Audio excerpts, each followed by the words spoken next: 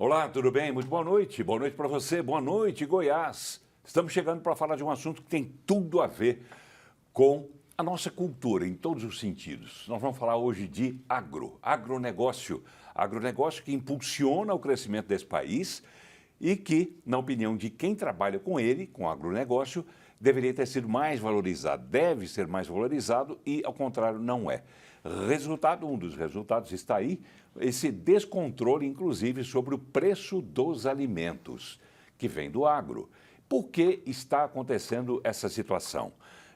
Eu vou querer saber disso através do nosso convidado e saber também de outros detalhes sobre a produção do agronegócio aqui no estado de Goiás, que é um grande estado produtor no Brasil inteiro. Em alguns chega a ser primeiro lugar, como no tomate, por exemplo. Grãos é o quarto lugar de produção no país, mas tem lá suas dificuldades também. Essas dificuldades que vêm do clima e vêm também da política de incentivo não, de obrigatoriedade mesmo do governo federal de investir neste que é o grande sustentáculo da economia do país. Por que isso não está acontecendo? Agronegócio é assunto para conversar com o secretário estadual de Agricultura, Pecuária e Abastecimento, Pedro Leonardo de Paula Rezende. Tudo bem, secretário? Boa noite. Boa noite, Paulo. Obrigado aqui mais uma vez pela oportunidade para que nós possamos aqui fazer algumas reflexões, como você colocou muito bem na sua introdução, sobre essa que é a atividade econômica principal de Goiás e do Brasil. E não é valorizada, ou é? O senhor responde daqui a pouquinho para a gente começar essa entrevista, mas antes eu quero informar, como sempre a gente faz nas nossas edições, informar a você, telespectador, que está habituado com o Boa Noite Goiás, sendo exibido às 19h30 pela TV Brasil Central e pela TV Assembleia Legislativa. Mas, como as duas emissoras, que são parceiras em muitas coisas, existe um contrato entre elas, um acordo de cooperação entre elas, e as duas estão transmitindo os jogos do Campeonato Goiano de Futebol. Então, os jogos começam às 7h30, a gente subiu o horário do nosso programa durante a realização desse campeonato e o programa está sendo exibido às 10h30, 10h30 da noite, 22h30, nesse período. E por conta disso, a gente está gravando um pouco antes o programa, durante o dia, para que a gente possa liberar toda a equipe da Brasil Central e da Assembleia Legislativa para correrem para fazer a melhor cobertura do Campeonato Goiano de Futebol. Então a gente está gravando durante a tarde e por conta disso não temos como registrar a sua pergunta, a sua opinião, tá bem? Mas é só por um período, logo que a gente voltar com o programa às 19h30, aí sim você vai voltar a poder conversar comigo e com os nossos convidados também e dar a sua opinião, que para nós é muito importante. Boa noite, Goiás, está no ar.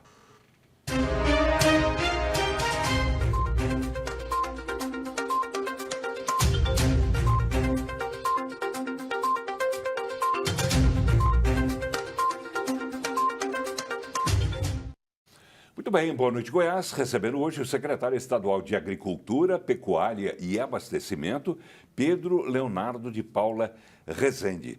Secretário, eu gostaria, antes que a gente começasse a entrar especificamente em assuntos, por exemplo, de produção, de produtividade, que a gente falasse sobre o retrato não só do agronegócio no Brasil neste momento, mas principalmente em relação às políticas vindas, em especial do governo federal. Que retrato o senhor traça para o agronegócio, tendo como foco principal, evidentemente, o estado de Goiás? Está propício para o estado de Goiás? Quais são as dificuldades que o estado está enfrentando nessa área? Olha, Paulo, na verdade essa é uma atividade econômica que precisa ser analisada sobre duas perspectivas. Sobre a perspectiva das políticas públicas que são de competência do governo federal, o setor tem visto com várias preocupações todo um movimento por parte do governo federal em que a gente pode concluir que não há uma intenção de apoiar essa que é a atividade econômica principal do Brasil. É a atividade econômica que tem contribuído fortemente para os crescimentos em PIB, principalmente, é o maior componente do PIB do Brasil. E que percentual, só para o telespectador já começar a entender essa importância? Aproximadamente 1/3 do PIB brasileiro é proveniente do agronegócio. E nesse cenário de várias circunstâncias adversas, circunstâncias políticas, circunstâncias climáticas que têm impactado negativamente essa atividade, a gente se depara com circunstâncias institucionais que têm nos preocupado. como as últimas notícias que foram propagadas, em que o governo federal coloca como uma intenção de interromper as linhas de crédito que são subsidiadas. É importante nós destacarmos que o crédito rural é um dos pilares necessários ao desenvolvimento dessa atividade. E o governo federal, nesse momento, sinaliza pela interrupção das linhas subsidiadas. Então, isso é um cenário que tem proporcionado graves preocupações, porque coloca em risco essa atividade, uma vez que o produtor não vai ter condições de realizar ali os investimentos necessários no custeio da sua produção, também nos investimentos para aquisição das máquinas agrícolas, investimentos em infraestruturas que são necessárias para que esse segmento continue a contribuir com os resultados econômicos do país de maneira geral. Como é que funciona essa linha de crédito para o cidadão que está assistindo a gente nesse momento? Para os senhores produtores é fácil entender, mas para quem não mexe com isso, como é que funciona uma linha de crédito e por que se trata de uma política pública? Por que o governo federal tem que auxiliar o agro? Basicamente, Paulo, porque a produção de alimentos ela está intimamente associada com a segurança do país, com a autonomia, com a soberania do país. Um país só é soberano quando ele tem condições de produzir e atender as demandas em alimentos do mercado externo e se colocar como protagonista no mercado externo. Então, essas linhas de crédito, elas, quando são subsidiadas, proporcionam ao produtor a condição de acessarem taxas de juros reduzidas, períodos de carência que são diferenciados e apropriados a cada realidade produtiva. O produtor que tem a intenção, por exemplo, em investir em pecuária, ele só vai ter o retorno financeiro daquele investimento em 4, 5 anos. Então, é necessário que essas linhas sejam subsidiadas para que esse produtor tenha condição de planejar a sua atividade mediante os períodos de carência e as taxas de juro que são subsidiadas pelo governo federal. Do Banco Federal, não é isso? Das instituições públicas. Das instituições públicas que vem, que o produtor pega e tem que pagar. Essas linhas são equalizadas pelo governo federal para que seja possível a redução das taxas de juro e a dilação dos períodos de carência. Para que isso seja possível, o governo federal aporta no seu orçamento essa equalização. E as últimas notícias dão um forte sinal de que essas equalizações dessas linhas apropriadas serão descontinuadas pelo governo federal. A que o senhor atribui isso? Paulo, na verdade, o sentimento que passa é que esse governo federal ele não tem muita afinidade com esse segmento. Não sei se é uma afinidade política ou uma afinidade de qualquer outra natureza, mas a gente não identifica nesse governo federal a intenção de apoiar e de fazer com que o produtor rural ele realmente continue a contribuir com o desenvolvimento do país, que só tem apresentado um crescimento, ainda que um pífio crescimento da ordem de 2,9%, graças ao agronegócio. Senão o que nós estaríamos discutindo aqui hoje seria uma retração da economia brasileira, não fosse essa que é a nossa atividade econômica principal.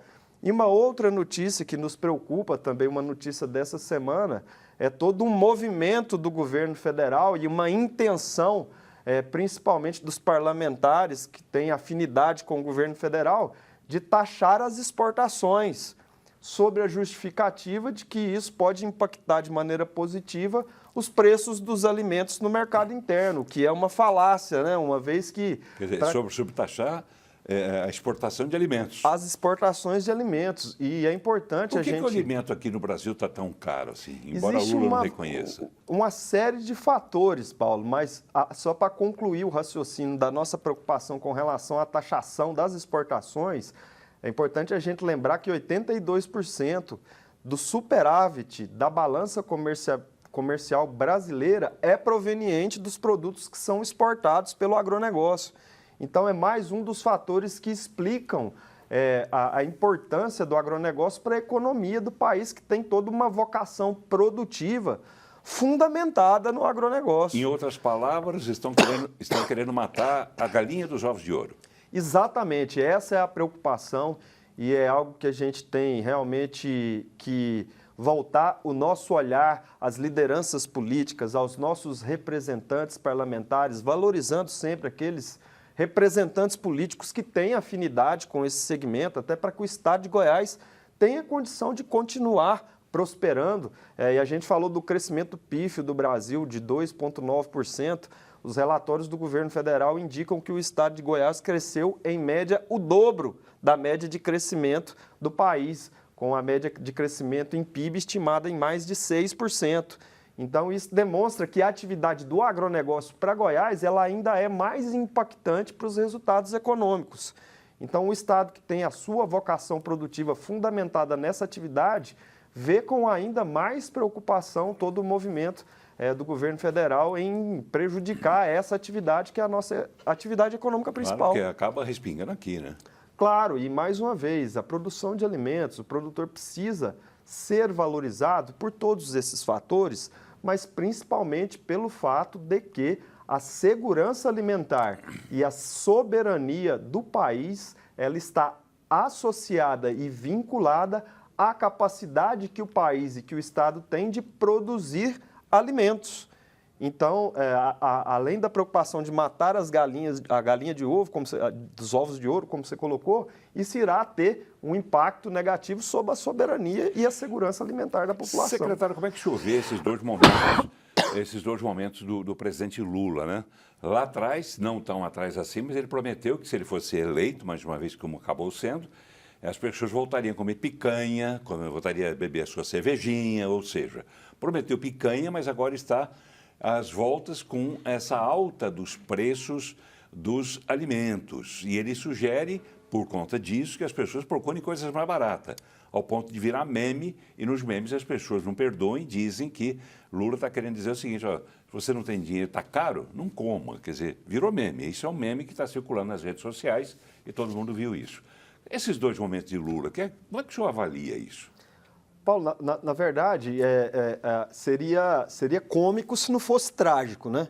E o que a gente tem observado é que essas falácias e esse descompromisso desse governo com esse segmento tem refletido nos indicadores de reprovação desse governo. Altíssimo. Isso, né? A gente tem observado. Hoje mesmo tem uma pesquisa da Genial Quest dizendo que a população de Goiás rejeita, 70% da população de Goiás vê como péssima ou muito ruim a administração de Lula. Quer dizer, Goiás parece que acordou para isso. E o que a gente pode esperar de um chefe de Estado em que o seu discurso ele é fundamentado em algumas falácias que a gente acredita até que partem de uma falta de assessoramento.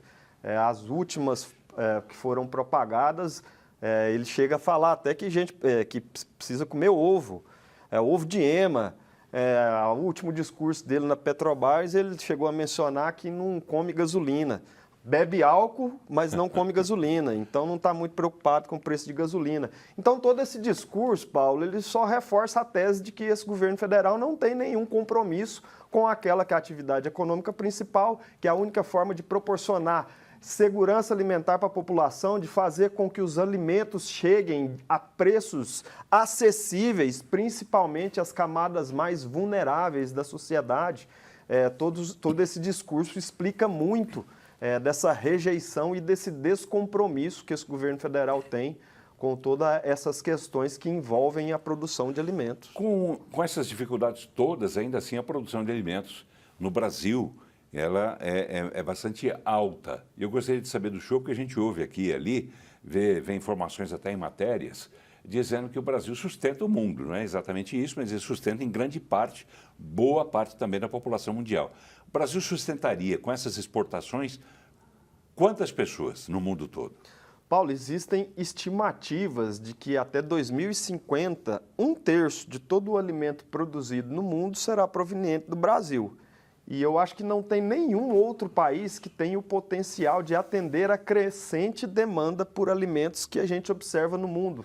A gente chegou recentemente da Índia, que é uma população que muito em breve irá superar a China em número de habitantes. Essa população ela vem crescendo de maneira consecutiva há vários anos e todo esse crescimento irá resultar em aumento da demanda por esses alimentos e alguém vai ter que atender essa crescente demanda. E o único país que tem as condições climáticas, as condições institucionais para atender essa demanda crescente é o Brasil.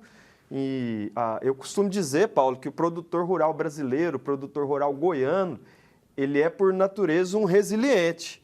Porque apesar de todas as adversidades políticas, apesar de um governo federal totalmente descomprometido com o setor, apesar das dificuldades climáticas que foram observadas, principalmente no ano passado, o produtor rural ele é um resiliente, ele continua comprometido com aquela que é a sua vocação, que é aquela que é a sua atividade pela qual ele se dedicou durante toda uma vida. Então, apesar de todas essas dificuldades, o produtor rural de Goiás e o produtor rural brasileiro, ele tem contribuído fortemente para que o Brasil se consolide como esse principal país capaz de atender essa crescente demanda por alimentos que a gente tem observado globalmente. Secretário, vamos fazer um exercício aqui de imaginação. Tudo é possível.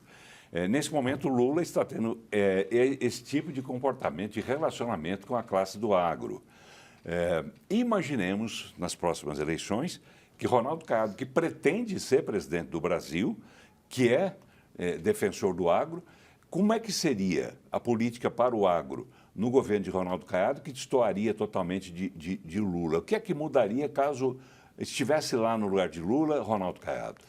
Paulo, na verdade, para a gente fazer essa análise, basta que a gente avalie e analise os indicadores de desenvolvimento de Goiás e do Brasil. E é importante também a gente lembrar que Ronaldo Caiado tem um histórico de bons serviços prestados ao agronegócio.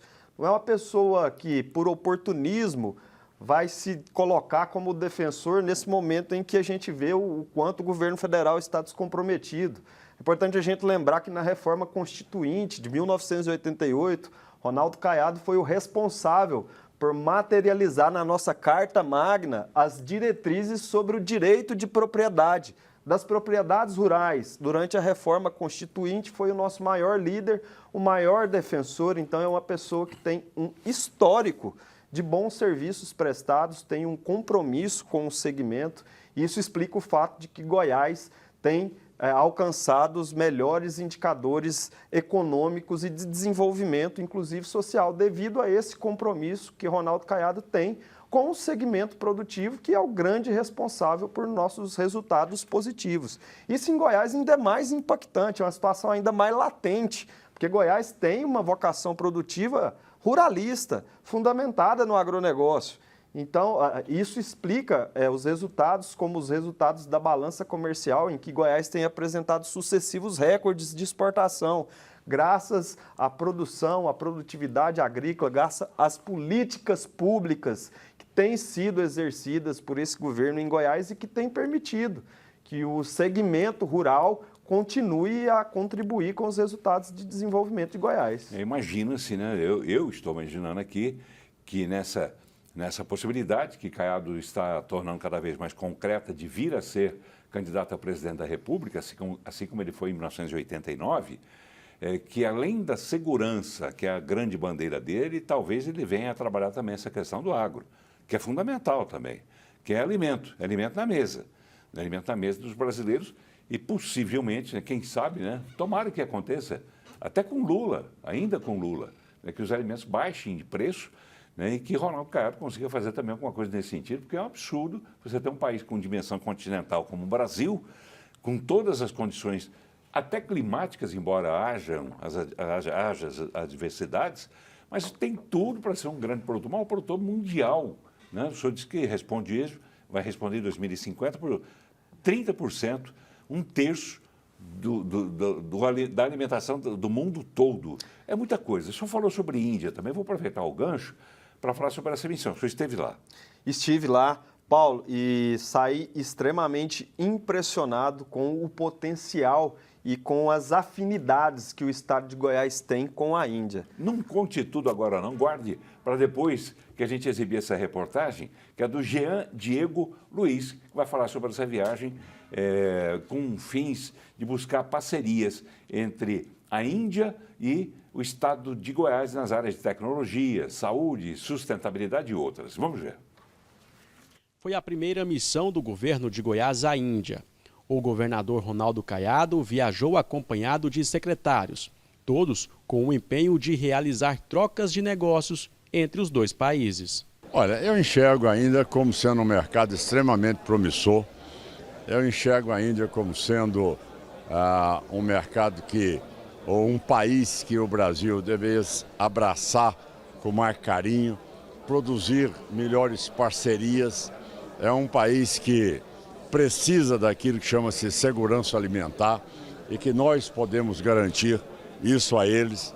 Ao mesmo tempo, eles têm um avanço tecnológico, pesquisa e desenvolvimento, inovação e inteligência artificial, que eles estão muitos anos à frente do Brasil, mas muitos anos à frente do Brasil, tá certo? Então, isso mostra, gente, que nós não podemos mais perder essa oportunidade. Além de negócios para o agro e modernização para a saúde, Caiado também destacou a instalação de uma usina de biometano em Rio Verde. O combustível, que é semelhante ao GNV, deve ser usado no transporte público de Goiânia. Isso vai avançar e muito aquilo que nós já estamos fazendo, comprando, adquirindo 500 ônibus, já vamos mudar o nosso transporte coletivo de Goiânia e região metropolitana.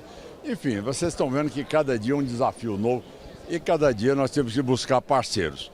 Eu voltei extremamente convencido de que é uma grande parceria para nós. Adriano da Rocha Lima, secretário de governo, também foi à missão no país asiático e destacou a semelhança entre os dois países. A Índia, a gente tem que entender que é um país que tem características parecidas com o Brasil.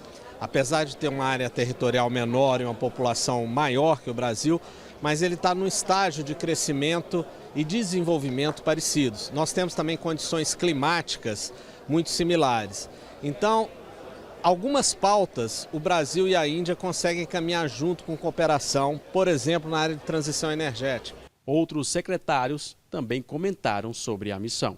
Foi uma missão extremamente importante. Esse é o início de grandes trocas que a gente está fazendo com aquele país que tem muita semelhança conosco, tem 7 vezes mais a nossa população e vai, obviamente, com esse volume, com essa produtividade, trazer grandes contribuições. E vamos levar para eles também toda a nossa cultura, a cultura do SUS, a cultura do direito, da universalidade, da equidade, da integralidade que nós temos no nosso sistema de saúde. Parlamentares goianos também comentaram a visita à Índia. A gente vê muitas barreiras a serem enfrentadas, inclusive no quesito social, e inclusive o governador Ronaldo Caiado. A gente vendo como que a estrutura do Estado de Goiás empenha em fazer o bem para a população e coisas que às vezes não tem na Índia. Mas, em contrapartida, a parte tecnológica, a parte produtiva da Índia está bastante adiantada. Então, a gente fez, na verdade, uma troca de experiência. Eu tenho certeza que vai ser muito produtivo para o Estado de Goiás.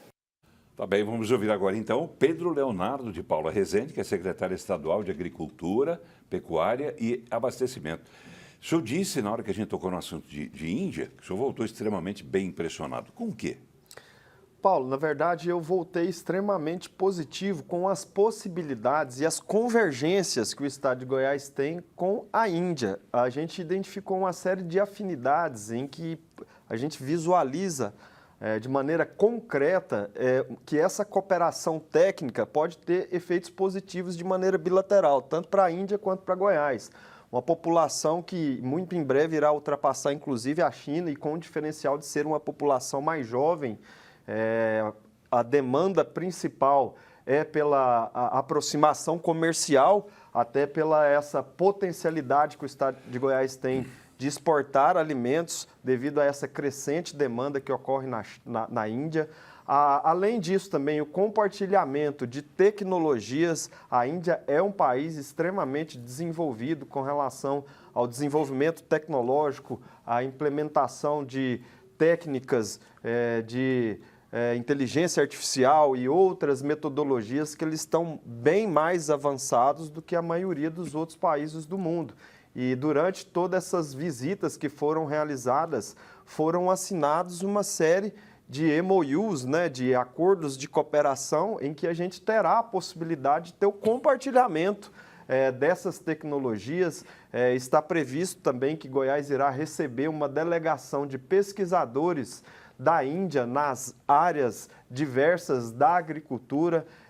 Essa equipe irá permanecer aqui em Goiás e essa imersão irá nos permitir também conhecer de maneira mais profunda quais as tecnologias que a Índia tem adotado, principalmente no segmento produtivo, e a gente consegue identificar também que Goiás tem condição de atender a Índia naquilo que é a principal demanda dos principais produtos. A gente teve oportunidade, Paulo, de participar do maior evento de feijão do mundo, que aconteceu exatamente durante a nossa visita lá. O nosso governador, inclusive, fez uma palestra nesse evento e a gente identificou lá que a Índia é ávida por feijão. A base proteica da população indiana é feijão, uma vez que o consumo de carne é muito pequeno na Índia. E Goiás é um dos maiores. A vaca lá é sagrada, né? Exatamente. E Goiás é um dos maiores produtores de feijão do Brasil. Goiás é um dos poucos estados que a gente tem a capacidade de fazer até 3 safras com a adoção de tecnologias de irrigação. Então, a gente, colocando como exemplo aqui a questão do feijão, existe uma série de outros produtos que vão permitir que Goiás possa ter essa aproximação comercial com a Índia, que irá surtir efeitos positivos para ambas as partes. Mas, secretário, de pronto, de imediato, de mais próximo, né, mais perto, o que é que virá dessa visita à Índia? Tem algum resultado concreto? Existiram vários encaminhamentos no setor do agro. A gente pode citar aqui como o exemplo mais impactante a empresa indiana que irá se instalar em Rio Verde, para a produção do biometano, e existe toda uma tendência de proporcionar sustentabilidade nas emissões de gases, né, tanto para a parte de transporte quanto na parte industrial, e o biometano é uma alternativa sustentável à utilização dos combustíveis fósseis, com a intenção de diminuir as emissões, e essa empresa indiana, com a visita da delegação, ela já está se mobilizando, já fez a aquisição das áreas e já está realizando os investimentos para se instalar em Rio Verde. Mas houve também todo um segmento de empresários que acompanhou essa delegação, e todos esses empresários retornaram para Goiás com algum tipo de contrato já encaminhado, Paulo. Então, isso demonstra o quanto essas afinidades entre Goiás e a Índia podem ser proveitosas para Goiás, principalmente pelo fato de que Goiás está preparado para atender todas as demandas do país, na área de sustentabilidade, na área de alimentos, na área farmacêutica. Goiás é um dos maiores polos de produção de medicamentos do Brasil, então essa também é uma potencialidade. Anápolis, né? A produção de etanol a partir, por exemplo, da casca do arroz, do milho, cana-de-açúcar, como é que isso foi discutido com os indianos? E como é que... Indiano, está certo? Indianos? Sim. Indianos. Porque tem gente que fala outra coisa. Mas vamos lá. Essa produção de etanol, de que maneira pode haver essa parceria? Lá eles não fazem isso? Paulo, exatamente. Esse foi um dos principais encaminhamentos na área de compartilhamento tecnológico, porque eles estão muito interessados na tecnologia de extração de etanol do milho, em que Goiás é protagonista e é um dos principais produtores de etanol de milho do Brasil. Em contrapartida, os indianos são detentores das tecnologias mais eficientes de extração de etanol da casca de arroz, principalmente para a fabricação do etanol de segunda geração, o etanol de aviação. Então, essa é uma parte também que exemplifica o quanto pode haver vantagens bilaterais no compartilhamento para a produção de etanol, em que nós teremos a oportunidade de conhecer um pouco mais da tecnologia de extração a partir da casca do arroz, e também eles conhecerem um pouco mais da nossa tecnologia de extração de etanol do grão. O que é que ficou acertado com eles no sentido de virem? O senhor disse que virá uma missão agora deles lá da Índia para Goiás, e vão ficar durante quanto tempo? Quando será isso? Vai ficar quanto tempo? E o que se espera dessa visita deles? Concreto, de papel assinado, feito lá o acordo e a coisa começa a funcionar. Com relação a essa visita, Paulo, na verdade, esses pesquisadores, eles vão permanecer aqui não como visita técnica, eles vão ficar aqui em imersão durante alguns anos. Inclusive, o governo do estado de Goiás irá patrocinar e financiar todo o custeio dessas pesquisas que serão realizadas. Essa equipe de pesquisadores na área de agricultura ficarão aqui durante esse tempo justamente com essa intenção de desenvolvermos tecnologias que têm potencial de proporcionar vantagens competitivas tanto para a Índia quanto para Goiás. Então, a ideia é que a gente também... imediata, é um estudo, é uma parceria que vai começar a ser desenvolvida para produzir frutos mais adiante, então, não agora. Para desenvolvimento tecnológico. Então, essa equipe de pesquisadores irão permanecer em Goiás durante algum tempo realizando algumas pesquisas. E pesquisas agrícolas, Paulo, na verdade, elas dependem de um certo tempo para que haja ali o resultado concreto. Mas o principal resultado é que já foi celebrado esse acordo, inclusive com a participação do ministro da Agricultura indiano e o governador Ronaldo Caiado, para que a gente possa desenvolver tecnologias que possam proporcionar essa competitividade para ambos os lados. As pesquisas que hoje são efetuadas pela Emater, que é jurisdicionada da sua secretaria, foram apresentadas lá, demonstraram interesse, os indianos demonstraram interesse, o que em especial? O exemplo mais concreto e o que foi a situação que eu consegui identificar como que tem mais potencial é com relação à iniciativa da Emater nos processos de pesquisa do feijão biofortificado.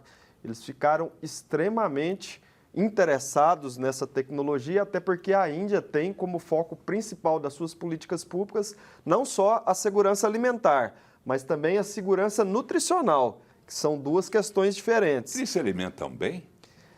Exatamente, Paulo. A diferença de segurança alimentar é aquele cidadão que ele come e não sente fome, mas não necessariamente ele está ingerindo os nutrientes necessários à manutenção da sua saúde. Eles comem bem? Eles têm uma linha de alimentação que faça com que eles se sintam não só saciados, mas também contemplados, né, no desenvolvimento do corpo? O que a gente observou é que existe um esforço dos governantes em proporcionar principalmente às populações mais vulneráveis a alimentos através de programas em que o governo fornece a alimentação, fornece o arroz, fornece a lentilha, fornece ali os subsídios básicos para a alimentação. Eu não vou saber te dizer qual que é a riqueza nutricional dessa cesta básica que é fornecida, mas eu consigo concluir, Paulo, que o maior interesse do governo indiano é proporcionar não só a segurança alimentar, mas a segurança nutricional. E eles ficaram extremamente interessados nessa pesquisa brasileira com o feijão biofortificado, que é um feijão que tem mais teor de proteína, mais teor de ferro e de zinco. Então, são pesquisas como essas que a gente pretende prospectar com a visita desses pesquisadores aqui em Goiás. Os senhores conheceram lá na Índia, digamos assim, o filezinho da Índia, os senhores conheceram o lado, porque todo país tem isso, né? O lado pobre da Índia. Os senhores conheceram ou não? Se alimentaram bem lá também? Paulo, na verdade foi a maior delegação brasileira em permanência, né? Nós ficamos 15 dias na Índia, nós tivemos a oportunidade de conhecer todas as realidades sociais da Índia. É um país que, como tantos outros, tem as suas dificuldades, mas o aspecto positivo que a gente consegue extrair dessa visita é que, apesar de todas essas adversidades, a Índia tem melhorado seus indicadores sociais, tem melhorado a parte de inclusão social, de desenvolvimento e distribuição da renda.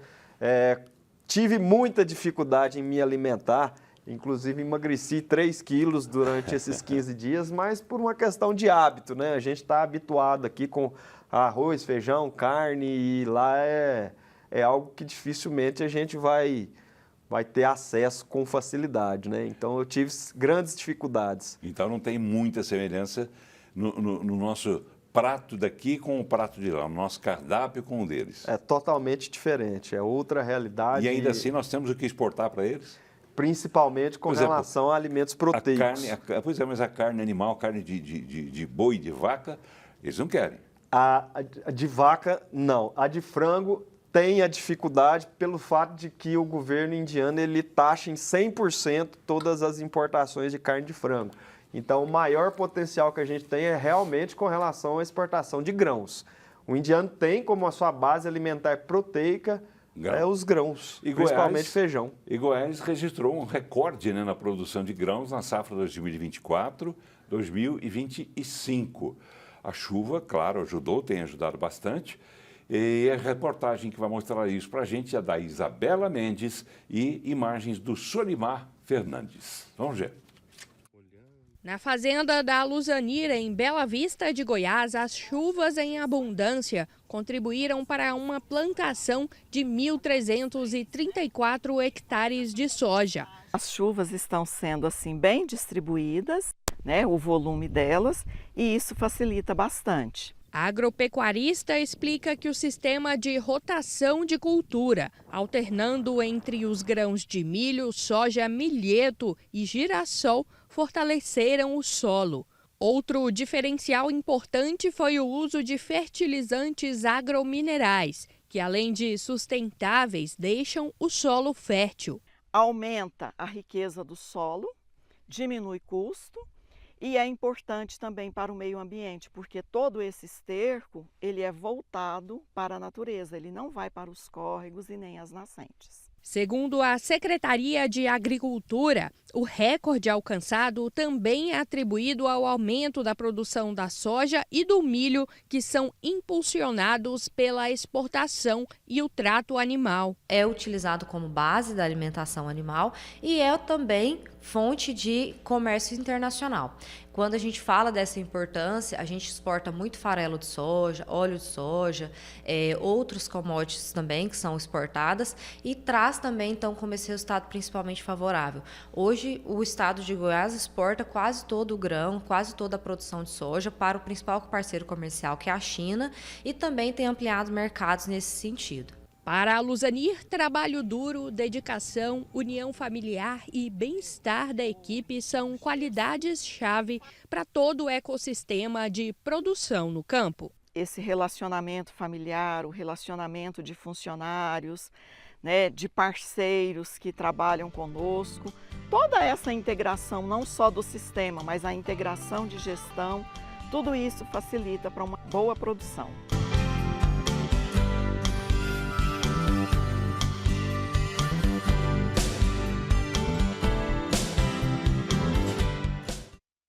Tá aí, né? Imagens feitas em Bela Vista, né? Me diz aqui o Raulino, sempre bem informado. E a gente vê a plantação está bonita, a chuva ajudou, mas a chuva também pode atrapalhar. Exatamente, Paulo. E, na verdade, esse ano agrícola 2024-25, que a gente observa nas projeções mais conservadoras é que haja um aumento de mais de 8%, o que irá consolidar o estado de Goiás entre os 3 maiores produtores de soja do Brasil, entre os 4 maiores produtores de grãos. As condições climáticas foram extremamente favoráveis. O ponto de atenção é com relação à precificação das commodities agrícolas. A gente vê uma retração nos preços, principalmente da soja, associados à elevação do custo de produção.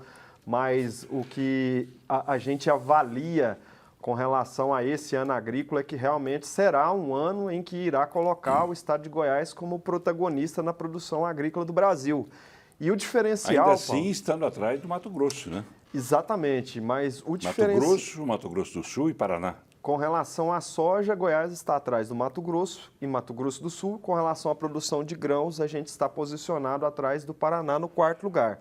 Mas o diferencial, Paulo, é com relação à capacidade que Goiás tem de aumentar as suas fronteiras agrícolas. Estima-se que a produção agrícola no estado de Goiás em 24, 25 será cultivada em aproximadamente 7 milhões de hectares. O estado de Goiás é um dos poucos estados que tem a capacidade de até dobrar as suas áreas plantadas, se considerarmos apenas as áreas que atualmente são ocupadas com pastagens degradadas e que estão sendo substituídas gradativamente por áreas de agricultura. Então, Goiás pode até dobrar a sua área de agricultura se considerarmos as pastagens degradadas e sem que haja necessidade de abrir nenhuma nova área de preservação permanente. E esse é um diferencial que poucos estados têm, que poucos outros estados que têm essa vocação produtiva têm. É uma característica própria de Goiás. Mas e a pastagem não existindo, como é que vai existir o rebanho? Na verdade, o que a gente tem observado, Paulo, é que esse processo de substituição de pastagem por agricultura já vem acontecendo em Goiás há alguns anos. Apesar disso, o que a gente observa é um aumento do rebanho bovino em Goiás. O que isso é explicado pelo fato de que a tecnologia que é adotada na pecuária tem permitido a intensificação dessa produção pecuária, principalmente de bovinos. Antes, um bovino ocupava uma área de 10 hectares. Hoje, em 1 hectare, é possível abater 3 animais. Isso devido a tecnologias que têm sido adotadas pelos pecuaristas e que têm proporcionado uma intensificação da pecuária, liberando outras áreas que até então eram utilizadas em pastagens degradadas que estão sendo convertidas em agricultura. Também para deixar claro, né, para todo mundo, pastagem degradada é o quê? Pastagem degradada é aquele tipo de cultivo de pastagem, sejam elas nativas ou cultivadas, que se encontram em algum estágio de degradação, com a produção forrageira abaixo do que é esperado, com uma qualidade nutricional dessa pastagem abaixo do que é esperado, com solos degradados. E a agricultura entrando nesse tipo de cultivo, ela tem como resultado, primeiro, a recuperação dessas áreas, a recuperação ambiental, a recuperação dos solos, a recuperação das nascentes. Então, além do ganho econômico, do ganho agrícola, também existe um aspecto positivo com relação à sustentabilidade ambiental. Tá bem, vamos falar então do tomate? Nisso, Goiás é o primeiro. Goiás é o primeiro produtor nacional de tomate, é algo que tem crescido em Goiás. Vamos primeiro conferir a matéria, depois o senhor dá os detalhes. Reportagem Isabela Mendes. Vamos ver. No campo onde toda a produção começa, as plantações estão cheias. Isso porque a produção de tomate não para nas entre-safras. A gente tenta programar, escalonar os nossos plantios, porque a gente depende de viver para mandar fazer muda. A gente precisa entender como é que está sendo o mercado, mas a gente consegue, escalonando certinho, mandando as mudas para a produção na época correta, a gente consegue ter colheita o ano inteiro, todas as semanas. Neste sítio, em Hidrolândia, a 36 quilômetros de Goiânia, o engenheiro explica que a colheita se inicia quando a fruta começa a ficar da cor laranja. Depois que o tomate é colhido, ele não vai direto para a mesa do consumidor final. Antes de tudo, é preciso garantir que ele esteja saudável e próprio para consumo. Por isso, uma das características observadas é ver se ele está sem furos e sem sinais de traça. Segundo dados do IBGE, em 2024, Goiás produziu mais de 1.400.000 toneladas de tomate. As áreas plantadas no estado também aumentaram para quase 15.000 hectares, com a produção de 94.500 quilos por hectare. Tanto o tomate assim afeta o comércio e o valor do produto. Este vendedor explica que é preciso equilibrar os preços de mercado para que todo mundo saia no lucro. Nesses últimos 6, 8 meses aí, o tomate vem num preço acessível. O consumidor tá bom para o consumidor, né? A gente fica satisfeito de todo mundo poder comer, mas se nós não ganhar, como é que a gente faz, né? A gente tem que ser bom para os dois lados. Na central de abastecimento de Goiás, nunca falta tomate. Sabor indispensável para o paladar brasileiro e que se faz presente na mesa o ano inteiro. Para mim, é um dos legumes melhor que tem é o tomate. Por isso não pode faltar. Que coisa, né? Quando a gente fala de tomate, nós aqui em Goiás lembramos logo de cara de quem? Leandro, saudoso, e o Leonardo, né? Que trabalharam, né, nesse cultivo, na colheita, né, do tomate e tal. Foi em Goianápolis. Goianápolis. E Goianápolis é a maior produtora de tomate? Goianápolis é um dos grandes produtores de tomate do estado de Goiás, acompanhados por municípios como Cristalina e outros municípios que também adotam principalmente tecnologias de irrigação que permitem o cultivo do tomate. Esse tomate vai lá para fora também como? Ele também é exportado, na maioria das vezes, já processado, seja na forma dos atomatados, né?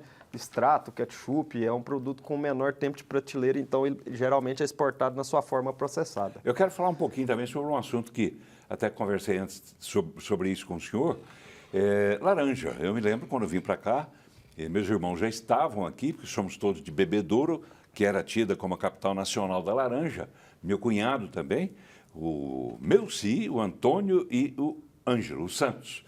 E eles traziam laranja de bebedouro porque Goiás não produzia. Eles eram os grandes distribuidores para hotéis, para restaurantes, para bares, para feiras, para todo mundo. Aí o Roberto Ballessa se interessou por isso e trouxe a tecnologia para cá através de um agricultor, de um especialista lá de bebedouro, o Valquimar Brasil.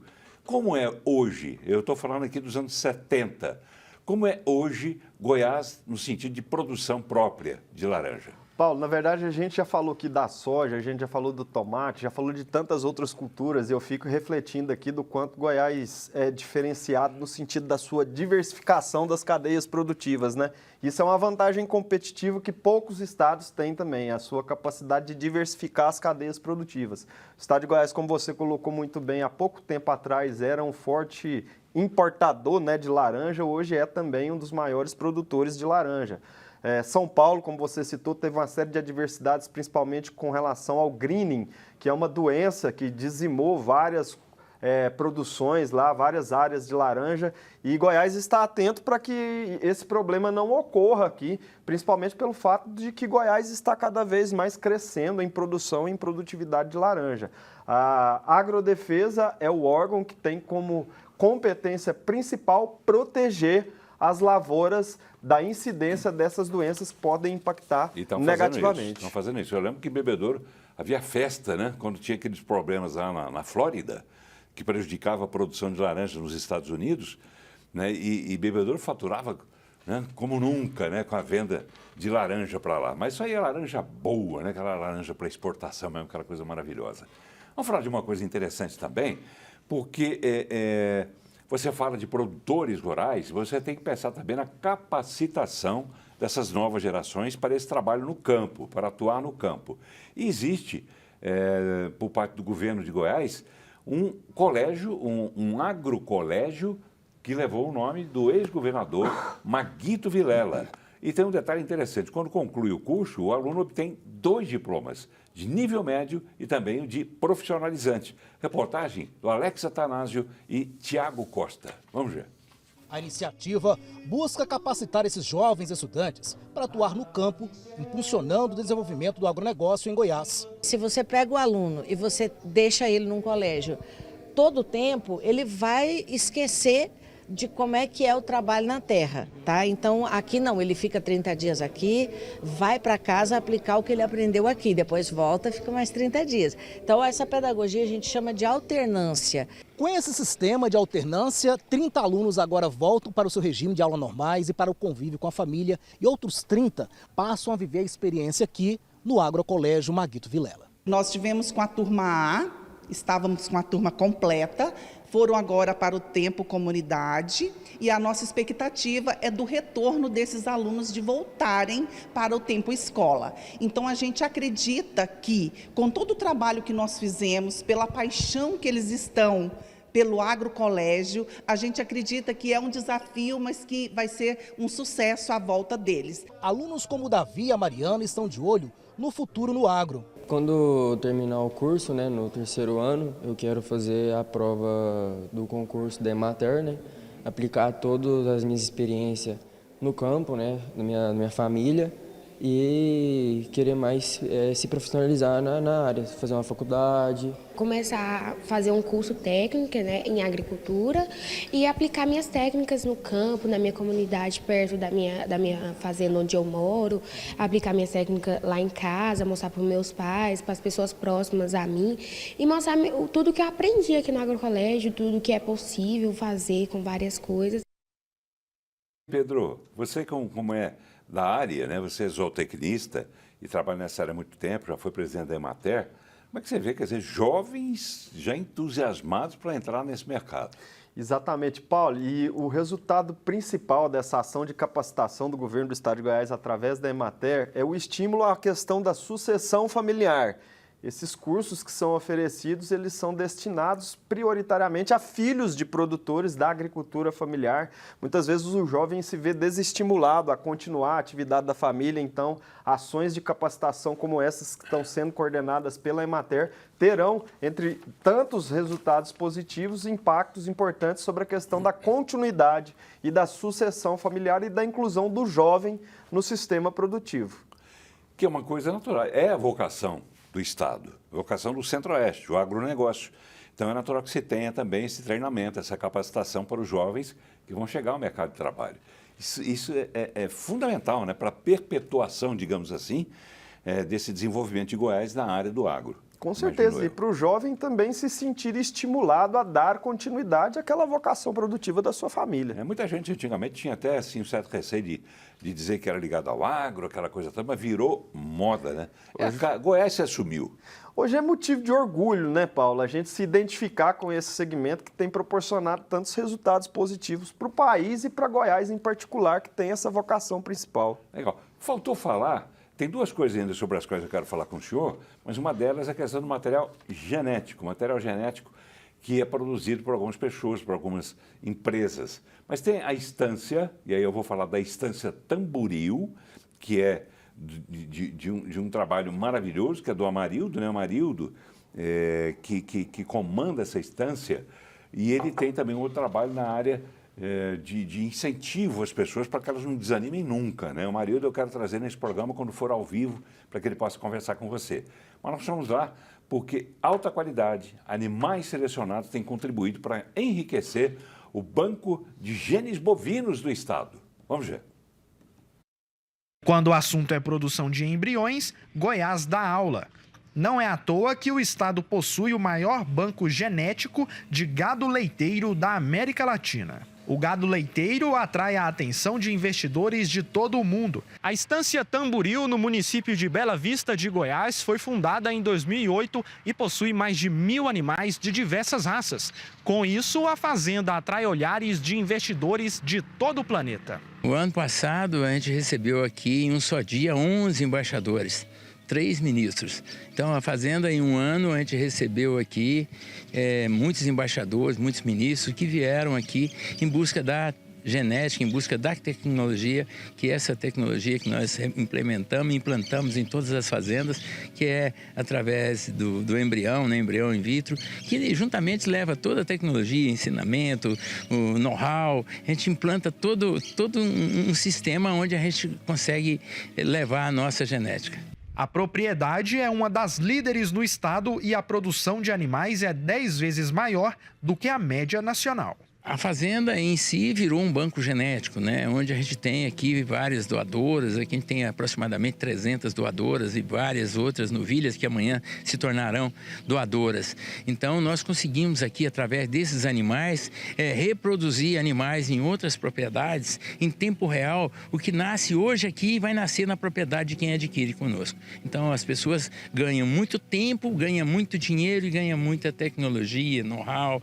A superintendente de produção rural da Secretaria de Estado da Agricultura e Pecuária, Patrícia Honorato, explica que grande parte do sucesso na produção genética em Goiás se deve à qualidade do gado goiano, que se adapta bem ao cerrado. A gente tem touros com uma característica muito interessante, com uma rusticidade, com adaptação às condições climáticas, por exemplo, ao cerrado, e fêmeas sexadas também, fêmeas melhoradas no sentido de ter um maior rendimento de úbere, produz uma maior quantidade de leite, e a gente faz os cruzamentos até que a gente consiga o melhor dos dois mundos. Outro fator importante da tecnologia de melhoramento genético oferecido por fazendas goianas especializadas é que o produtor não corre risco de realizar a produção própria de animais e ter prejuízo, já que o melhoramento resulta em gado leiteiro que produz mais litros de leite, consumindo a mesma quantidade de alimento. Eu vou ter uma vaca mais saudável, que come pouco, que produz mais e por mais tempo. No quesito recorde agropecuário, o estado já teve até mesmo a vaca Nelore mais cara do mundo. A Viatina 19 FIV Nelore de Nova Iguaçu de Goiás chegou a custar 21 milhões de reais no mercado. Isso mostra que a fertilização in vitro, inseminação artificial e transferências de embriões em terras goianas vem se desenvolvendo a cada ano. O futuro é promissor. Só pode, né? Você viu a cara da vaca, né? Parece que ela sabe que ela custou caro, ela tem uma cara imponente, né? 9 milhões de reais.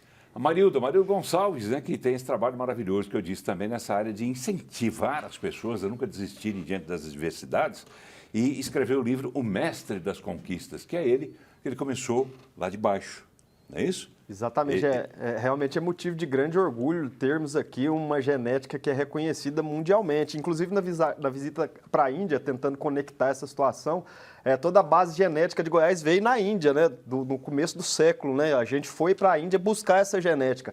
Hoje a Índia está interessada em conhecer a nossa genética para adotar essas tecnologias nas condições dele. Então demonstra o quanto a genética bovina de Goiás evoluiu. Que legal. Parabéns, Amarildo, mais uma vez, amigo. Vamos lá, para finalizar. Além de todo esse trabalho que existe, né, que aparentemente é aquele para abastecer as nossas mesas, existe também um lado social. Eu gostaria que o senhor falasse sobre isso. Exatamente, Paulo. O que a gente tem propagado e que a gente tem identificado é o quanto o agronegócio tem contribuído para Goiás, para resultados econômicos. A nossa intenção é elaborar políticas públicas que possam proporcionar ao maior número de pessoas que possam se beneficiar de todas essas oportunidades que têm sido proporcionadas pelo agronegócio, principalmente as populações rurícolas de baixa renda.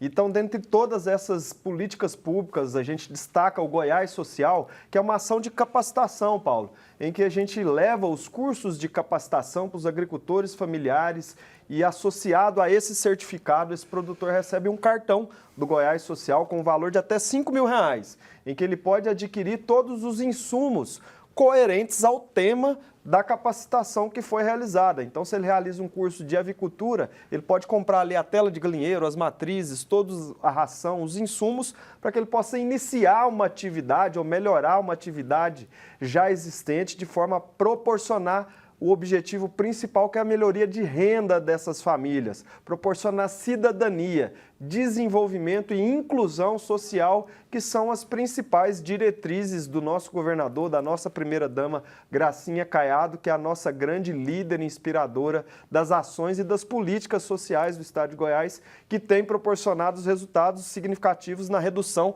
da pobreza e da extrema pobreza. Dentre todos os estados, Goiás foi o estado que mais reduziu os indicadores de pobreza e extrema pobreza, graças a essas políticas públicas que têm proporcionado os resultados inclusivos dessas populações. E serão 30 milhões de reais, bem rapidamente, por favor. Exatamente, Paulo. A gente iniciou essa atividade com um orçamento de 2 milhões de reais e agora, para 2025, está previsto um orçamento de 30 milhões de reais em que essas famílias poderão acessar os cursos e receber esses recursos. Como é que elas podem chegar a essa informação? Exatamente, Paulo. Aproveitando a sua audiência e a sua oportunidade, a gente convida todos os produtores rurais da agricultura familiar que possam conhecer as informações sobre o Goiás Social no site da Secretaria da Agricultura ou no site da Emater ou em todos os nossos canais de mídia e em nossos telefones. Tá bem. Pedro Leonardo de Paula Rezende, secretário estadual de Agricultura, Pecuária e Abastecimento. Um prazer recebê-lo. Bom a gente falar da nossa vocação, né, que é o agro. Obrigado por ter vindo, secretário. Boa noite para o senhor. Obrigado, Paulo. Mais uma vez, é motivo de privilégio, um grande orgulho estar na sua presença, o maior expoente do jornalismo de Goiás. Obrigado pela oportunidade, estamos sempre à disposição. Obrigado ao senhor, obrigado a você, telespectador, pela companhia. Grande abraço. A gente volta amanhã.